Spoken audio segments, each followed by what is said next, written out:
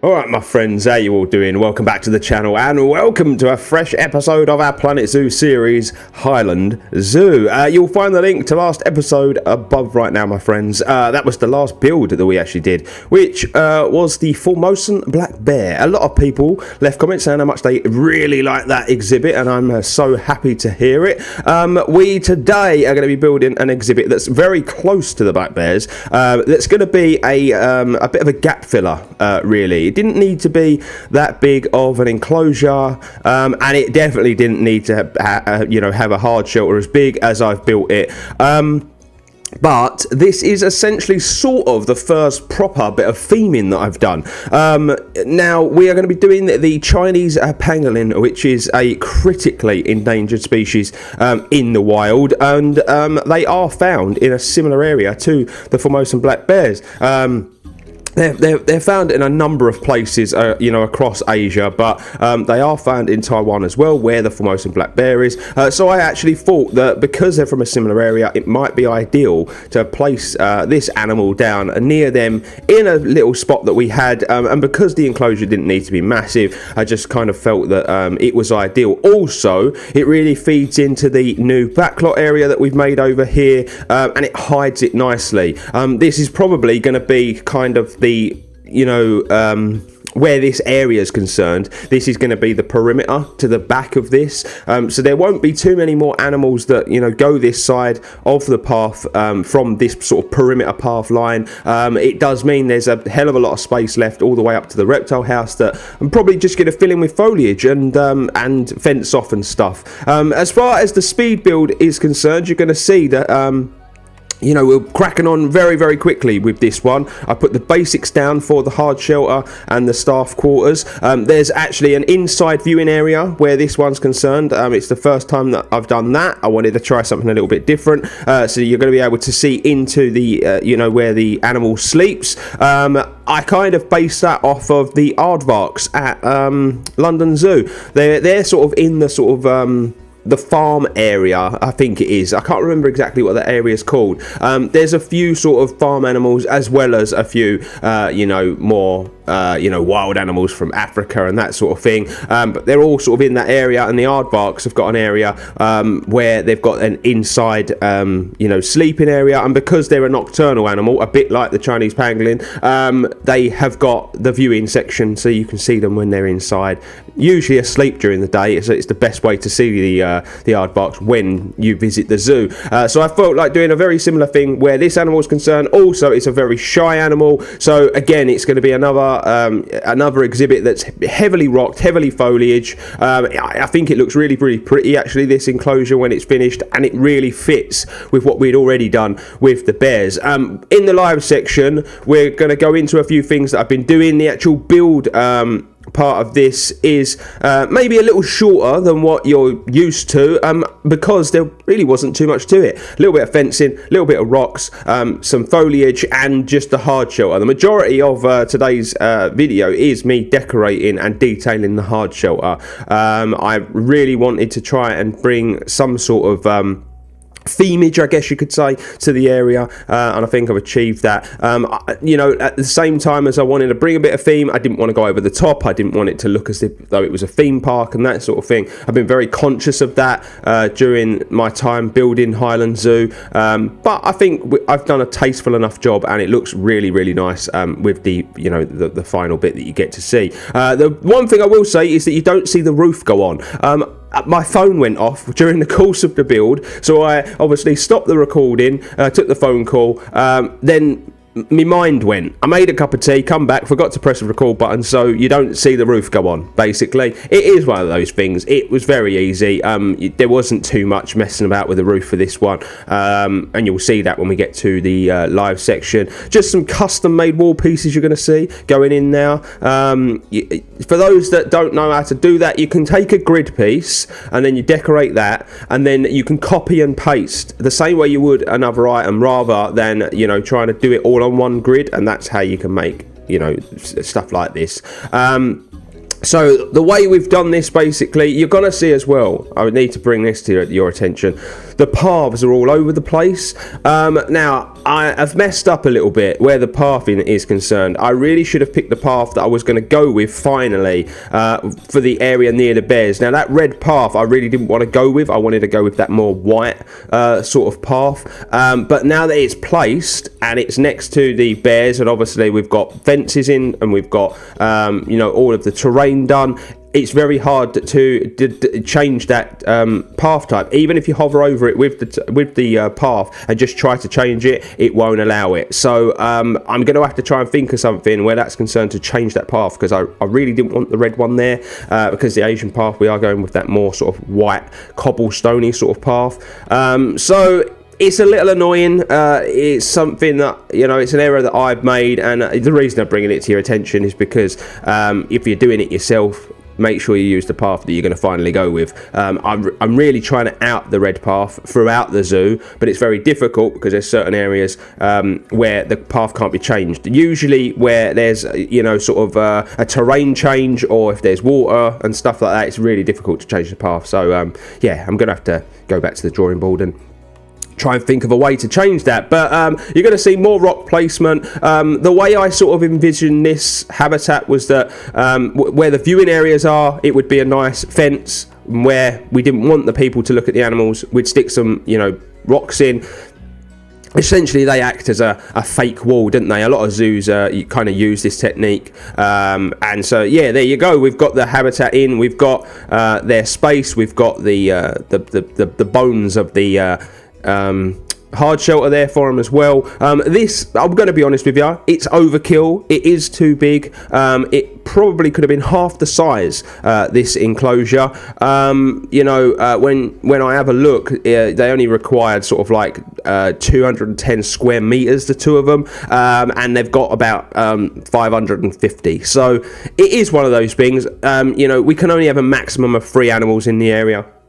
Maybe I'll introduce one more, or maybe the first, young that they have, we'll keep those in the zoo with the parents, and, we can have 3 of them in the zoo, and, we start off with just a pair at the beginning, but this is overkill. The other thing I was thinking is that, later on down the line, this could potentially be changed to the red pandas habitat, because it's big enough for those, and with them, you can have quite a few. So it could be changed at a later date, but for now, we're going with the pangolin in this exhibit. And because I really wanted to get these into the zoo. They've been an intriguing animal, on the list that I've been wanting to get in. They fit with the theme, they fit with the area, and it just seemed like a perfect fit. I'm just going to have to say that now.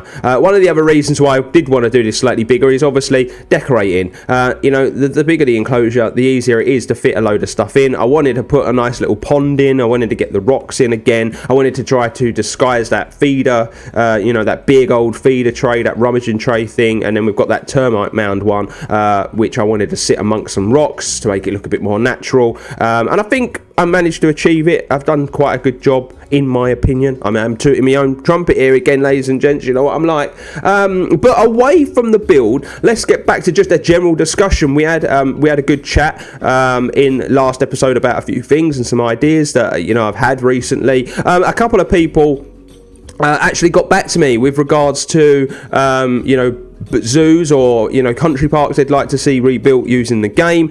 Some of them were really interesting. There was one in Scandinavia in particular that I took a look at, and it looked really amazing. There weren't too many animals in the park, but I don't think that's actually a problem. It's not the biggest of areas, so I'm told, and I was having a little look. So I think that we could actually make it happen sort of in the game, and then where the animals that they've got are concerned, we could just make the most of the animals we've got and just change the animals up ever so slightly. So if there's a pig, obviously we don't have that in the game, but we do have warthogs, so we could essentially do that sort of thing. So that was a really interesting build. I'm going to apologise now for not being able to remember the names of some of these zoos. There was the Panda Enclosure from a zoo in Vienna that was brought to my attention. I won't be doing that one, only for the reason that Jurre, another sort of YouTuber, is doing sort of his version of that Austrian zoo. And trust me when I say this, if you don't know who Jurre is, if you don't know what that series is, go and check it out. It's a realistic build, a bit like what we're trying to do. I think he's gone more for the hyper realism side of things. And you know, he's recreated the palace, he's recreated the gardens, the fountains, the lot. It is unbelievable. It is on another level. You know, and I've really enjoyed that series. And you know, his commentary is fantastic as well. He's so funny. Yeah, just go check it out. I'll leave the link in the description below. It's a fantastic build. So I won't be doing that because we've got someone out there already doing that, and I'm sure he's going to do a fantastic job of that enclosure as and when he gets to it. Another one that was brought to my opinion, to my attention, not to my opinion, to my attention though, was that of a snow leopard enclosure in a zoo, I believe, to where the person who left the comment lives. I'm really sorry, I can't remember names and stuff. I don't have it all in front of me. Maybe I should bloody start doing that, really, making a list of all this sort of stuff. Yeah, it was a snow leopard enclosure, and when I took a look at it, it is so interesting. The way that people come up to it, it's like they come up to it on one level, they walk through a little fence, and then it comes down some stairs, and it drops down a level into this little viewing area. But then it's all set inside this big sort of concrete enclosure, but in the middle there's this big mountain range. It's so interesting, and I actually think that I might try to recreate that in this zoo that we're doing now in Hyland Zoo at some point. I was so interested by just that enclosure that I think that it might be a really cool build to put inside this zoo. You know, this zoo is not limited to just being inspired by London Zoo and Hyland Park near where I live. Obviously a lot of the enclosures that we're building in the zoo are not copied from anywhere. The Gorilla Kingdom was inspired by the one from London Zoo, but other than that, every other enclosure that we've built in this has been sort of like just from me taking a look online and getting some ideas and then running with it. You know, like the reptile house, you know, I wanted that to be sort of like an old listed building. We took that idea, we run with it. The reptile house turned out fantastic. A bit of me wants to go back to the reptile house and do some detailing inside. I feel like it needs more. I don't know why. I've seen some other people's reptile houses. I've seen the one in Kuala Zoo, which is just on a silly level of detail, but they've got these sort of information board things that I don't know if they found them on the workshop or what, but they've found these things and they've put them all around in the reptile house. They look unreal. Like, I love it, absolutely love it. So I might have to think about something like that for you know, inside the reptile house. There's still space inside there. That's the thing. There's areas in there that there's quite a bit of space, so maybe I could do a little rejig where that's concerned at a later date. But yeah, everything we've done has just sort of been, you know, just from taking a look at some very loose source material and then running with it, you know, and we've managed to get to this point by doing that. So yeah, just really cool. Some great ideas that you guys sent me. A massive thank you again for you all being so active in the comments section. I absolutely love it. As I said last episode, always great to read your ideas, and it's always great to read what you think of each build and each enclosure, each shop, etc., that we build and that we're putting in the zoo. And it's so nice to see that sort of like 16 episodes in, this is episode 17 of course, that you're still enjoying the series, because I did say last time we're about a third of the way through. Obviously that's dictated by how the game performs, because there's so many pieces in the zoo now. I'd actually hate to think how many pieces there are. Just my detailing pieces, like you know, like the curbs on the pathing and stuff like that. There's something like 2,000 pieces just from that alone. I think that one of the buildings has got something mad like 2,500 pieces. You know, the Gorilla Kingdom's got something like 1,800 pieces. So there's a lot of stuff going on in the zoo, and I still think that the performance level of the game is okay. It's not too glitchy. This little backstage area the other day, I was having a couple of issues where I was trying to do some detailing and place a piece. I'd press for that piece to go in, and there would be a slight delay, you know, a couple of seconds. So it was taking ages to do it. But when I think about it, and when I show you this in the live section, there's so much detail. There's so many pieces in this area. You've got obviously two exhibits, you know, side by side. You've got that shop. You've then got the Komodo dragon. And then, you know, I've done all this detailing for this backstage area, this area where people sit. It's no surprise really that there is a tiny piece of lag, but you know, know, someone mentioned that in the comment section, and that they said last episode, how are you not getting any lag in the game? It seems to be running so smoothly.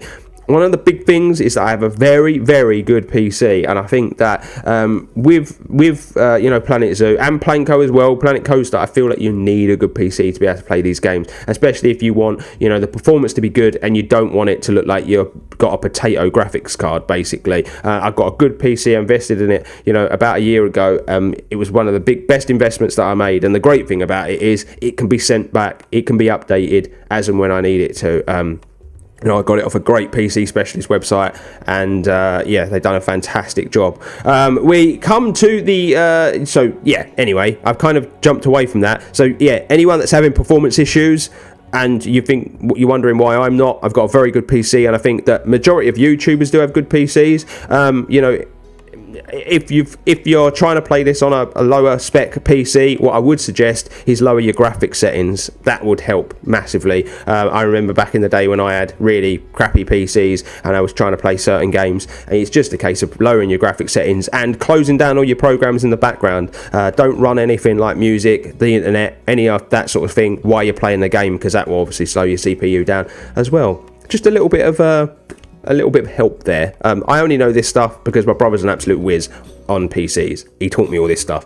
Amazing. But anyway, back to the build. You're going to see that we are now at the point where we're detailing the hard shelter. Now, this building is going to act not only as a hard shelter, but as a viewing area and as a way for our staff to gain access to the exhibit. Now, it is overkill. It is big. It is massive. When you see the size of the pangolin, they don't need an exhibit and a hard shelter this big. But I've done it this way because of everything that needed to be added to it. Now, if you put in a viewing area in, obviously that needs a 4-meter wall piece because it needs a door on it, because people are going to need to walk in there and access it. It can't be too small. So at minimum, it had to be a 4-meter high building. I wanted the bit in the middle though to be slightly higher because of the roof design and because of the way that I kind of envision this playing out. So it is a big building.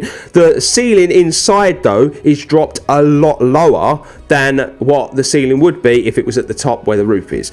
So when you look inside, it gives off this notion actually it's a bit smaller than it is. I hope that sort of explains why the building's so big, but I think it fits nicely and it hides the backstage, which is what we're trying to do, and what zoos do a lot as well, is they try to hide all that backstage area.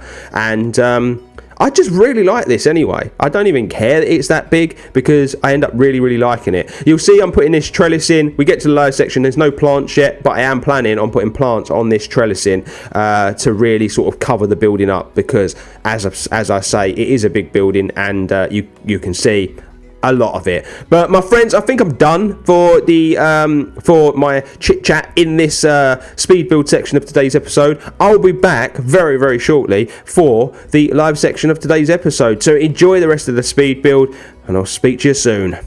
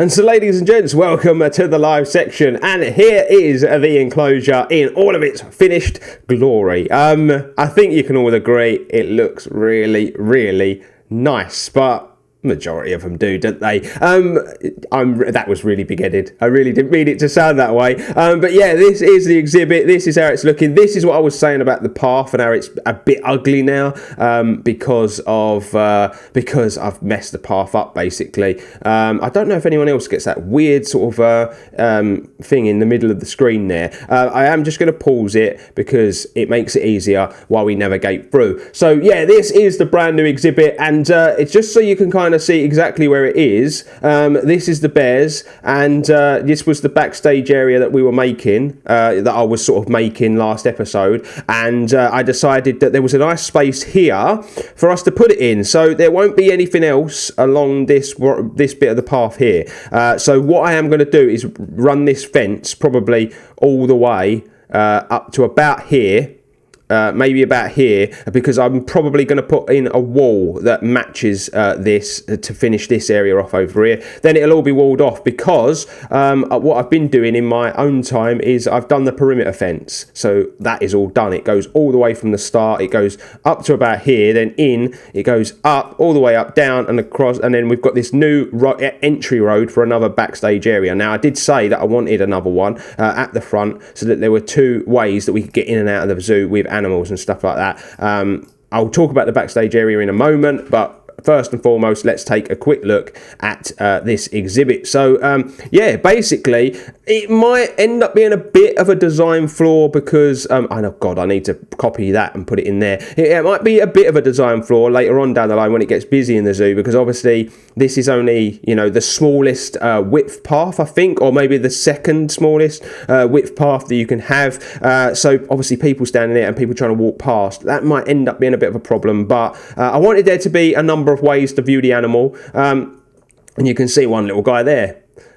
Yes, lovely. Now you can see why this is overkill when you see the size of the animal. Yeah, it's just one of those things, though. I wanted there to be plenty of space for them. I wanted us to be able to have 2 or 3 of them, you know, eventually. And at the end of the day, this building isn't just for them to sleep. As I was saying in the speed build section of today's episode, this is, you know, to make the zoo look nice, and obviously for people to be able to go in and view. And you're going to see when we go in there and take a look that, like I say, the ceiling's lower and it doesn't look as big inside. So, yeah, this is one way to come and look at the animals. You can, you know, stand all the way along this piece of pathway here, but if you want, you can go up this little bit of path. You can come up here. There's a couple of benches that you can sit, should you wish, take a load off. You know, information board here. I've raised this piece over this way because I just wanted it to look slightly different to what we'd already had. Put some trim around the edge of it, and then yeah, you can come over here and look at the animals as well. As you can see, there's one there, and I believe the other one is actually in the forage thing, which you can't see from this part, but you can see from over here. There, he's just in the forage thing having a bit of food. And then, should you wish, if they're not out and about, you can come up here. Now, I've already put a little bit of fencing in this side. I just need to do it over this side. We're just going to plant up in here, basically. But yeah, you come inside here, and then this, essentially, I put some nice little lanterns on here and stuff as well. But you come in here, and this is a way to come and look at the pangolins. Inside, I've put some more information stuff on here. You get a little bench you can take a load off and sit and watch the animals as they sleep. And this is basically their living quarters. Now, as you can see, that ceiling's very, very low in here. It's high enough for the staff to be able to get in, but it's a bit lower. Now, I need to put a door probably there, like a fake door, to make it look as if this is where, you know, the way the staff come in and go out. But yeah, this is their area. Now, they don't really need this raised section, but I just wanted to make the inside look a bit more interesting. So yeah, that's what I've done, basically. Plenty of space for them to sleep. There's a little, you know, little cave in there, so if they want to get away from things and hide, they can. But yeah, basically, that is it, ladies and gents. You know, the exhibit is very natural again. You know, I used a lot of wood on this one because obviously I wanted it to look a bit more natural. possible. Like I say, probably going to put some plants on here to sort of disguise the building a little bit. But yeah, essentially how the building works is this is the viewing area for people. This is where the staff enter, and this is the sleeping quarters. Now, I've been doing a lot of work over here, and this is the backstage area. Now, if you're wondering what this is, there's a step there. See, you can see it there. There's a little step there, so I just wanted to separate that. So yeah, this is where the staff come in. The back of the building's very plain. It's obviously not been detailed or anything like the front. It doesn't need to be, because this is the backlot area. You know, we've got the nice trim, the nice piece of roof. Just need to finish that trim off the back there. And then, yeah, essentially, that's the way they go to that part of the backlot area. I've been downloading a few things off the Steam Workshop. I'll put them in the description below so you can download them should you like them. But I like this little cart and this little trailer. We've got some new bins over here as well. But yeah, I put a vets in, a little... that's another little food thing. Essentially, that'll work for those guys over there. And then over here, we've got the staff quarters. We've got power in this part here. We put a little power thing there as well. And then down here, I've been doing a lot of work down here. You know, just finishing all this off, making it look really neat and tidy.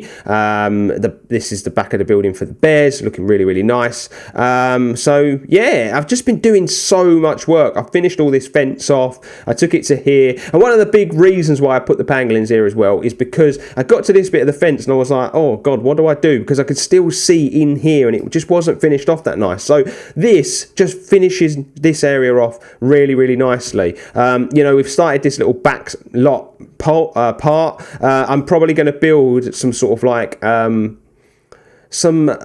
know, racking and stuff, so that this is where, you know, the goods for the zoo and things could be kept, you know, like hay and straw and that sort of stuff. I'm going to build it all in there, and then I'll drag that perimeter fence up to here and then down and then join it here, and then over this side, you know, I might think about doing, you know, like a park or something just to finish this off. But yeah, it fits in really nicely with the bears. Now, I am going to say I've finished all this off as well. We've put this lovely piece over here to stop people being able to, you know, be silly and fall and jump in where the bears are concerned. Changed the bridge up a little bit, put this in, some rope, just really just decorated it nicely. We've got this new seating area with a nice statue, all these plants all done, and then I've planted all this area up, and I put a nice bear statue because I think it just fits lovely and beautifully with the Formosan bears. But that's all I have done. Is just been working really hard on this backstage area, finishing off the bears and getting the Chinese pangolin in. And if we take a look at it from here, what a beautiful, you know, a bit of the zoo that actually looks. I really need to get round to doing a lot more of those flowers and a lot more planting on the rest of the zoo. But my friends, I'm done for today's episode. I'm going to keep this short and sweet today because I want to crack on with the next build. I'm not sure what animal it's going to be just yet, but stay tuned to the channel. It's going to be coming real soon. If you're new, please consider hitting the subscribe button. It's the best way to support the channel. Hit a like on the video if you've enjoyed it, and drop a you know, a little click on that notification button to never miss an upload. But my friends, until next time, you make sure you stay extra, and I'll see you real soon.